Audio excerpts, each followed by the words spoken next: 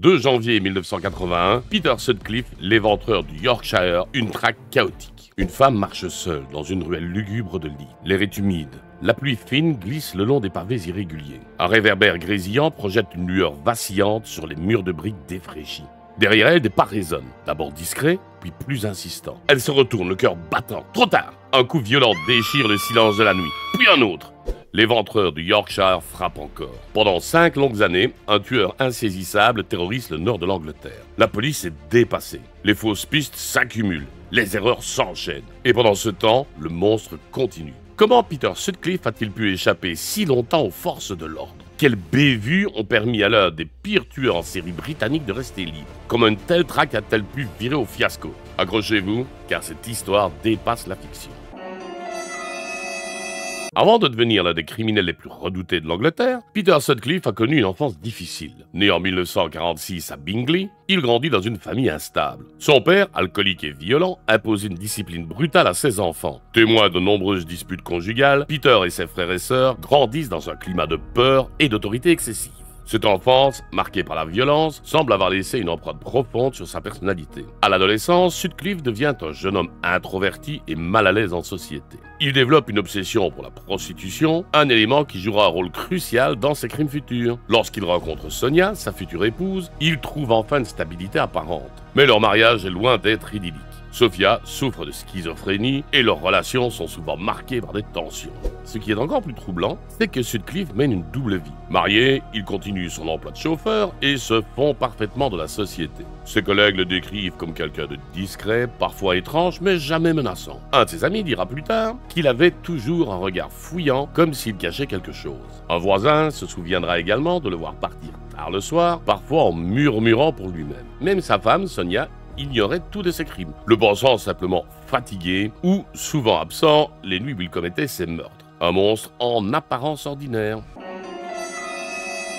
On est en 1975 et c'est là que tout commence.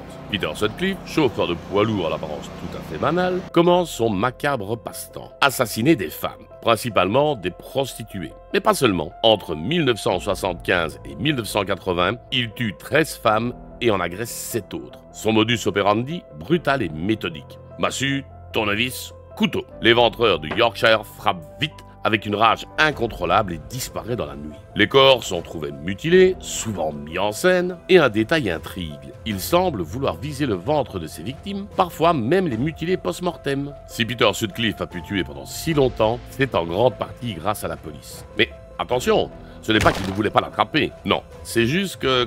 Comment dire, ils se sont un peu emmêlés les pinceaux. Un fichier d'interrogatoire trop gros pour être exploité. En effet, la police interroge plus de 5000 suspects, dont Peter Sutcliffe lui-même. Mais voilà, tout est consigné sur papier et pas dans un ordinateur. Résultat, des montagnes de dossiers illisibles et impossibles à recouper efficacement. Ah, bravo l'organisation. Une recherche informatique aurait permis de voir qu'un certain Peter Sutcliffe apparaissait 9 fois parmi les interrogés. Il y a eu aussi un canular qui a trompé tout le monde. À un moment, un type décide de s'amuser un peu et envoie des cassettes audio à la police, prétendant être le tueur. Mais il a un accent de Sunderland, il profère de menaces à l'ancienne, et pourtant là, la police mord à l'hameçon. Les enquêteurs se focalisent uniquement sur un suspect à l'accent du Nord-Est, ignorant complètement les autres pistes. Sauf que le vrai tueur, Sutcliffe, il a un accent de Bradford. Des mois de perdu, et pendant ce temps-là, Sutcliffe continue ses crimes. Sutcliffe a en effet été arrêté puis relâché à plusieurs reprises. 9 au total. Un ancien enquêteur de l'affaire déclara d'ailleurs plus tard « Nous avons eu toutes les pièces du puzzle, mais nous n'avons jamais réussi à les assembler à temps. » Cette déclaration illustre bien l'ampleur des erreurs et du chaos qui ont marqué cette enquête.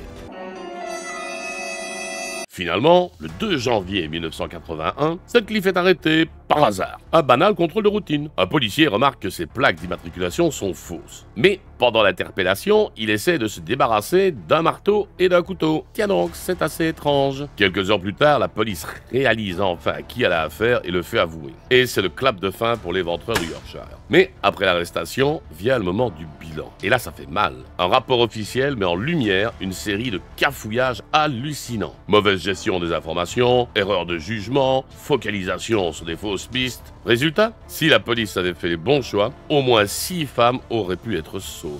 C'est glacial. L'affaire Sutcliffe est aujourd'hui une référence en criminologie, pas tant pour la géniosité du tueur, mais pour la compétence qui a permis sa longue cavale. Depuis, les méthodes d'enquête ont évolué, et heureusement, et l'affaire a servi de leçon pour améliorer les bases de données criminelles et la gestion des informations. Aujourd'hui, une telle enquête bénéficierait des progrès technologiques, ADN, analyse informatique, regroupement automatique, etc.